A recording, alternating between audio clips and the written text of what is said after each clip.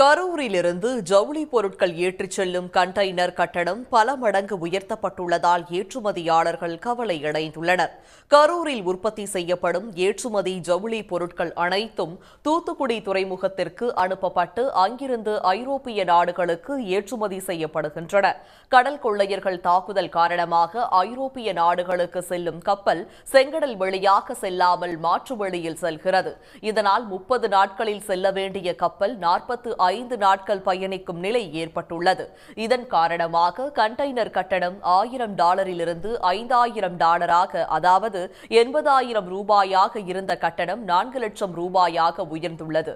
இதனை கட்டுப்படுத்த வேண்டும் என்று ஏற்றுமதியாளர்கள் கோரிக்கை விடுத்துள்ளனர். தயவு செய்து இந்த விலையேற்றம் ஏன்? ஏன்னா சாதாரணமா $1000 இருந்து $2000 மாத்தினாங்க, நாங்க அதை கொடுக்க தயாரா இருக்கோம். ஆனால் இன்னைக்கு அது $5000 ஏற்றனுடைய காரணம் என்ன? இந்த செங்கல் வழி அப்படிங்கிற ஒரு காரணம் காட்டி இன்னைக்கு தங்களுடைய விலையை அவங்க உயர்த்தி இருக்காங்க. இதுதான் உண்மையான நிலைமை.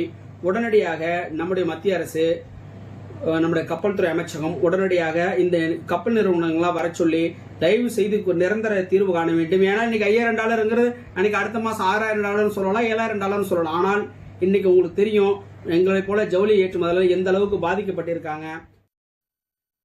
இதனிடையே வரும் 28ஆம் தேதி தூத்துக்குடி துறைமுக சங்கங்கள் காலவரையற்ற வேலைநிறுத்த போராட்டம் அறிவித்துள்ளன.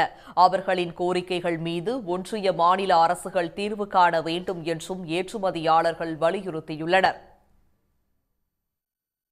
உடனுக்குடன் செய்திகளை தெரிந்து கொள்ள சன் நியூஸ் பெல் ஐகானை கிளிக் பண்ணுங்க.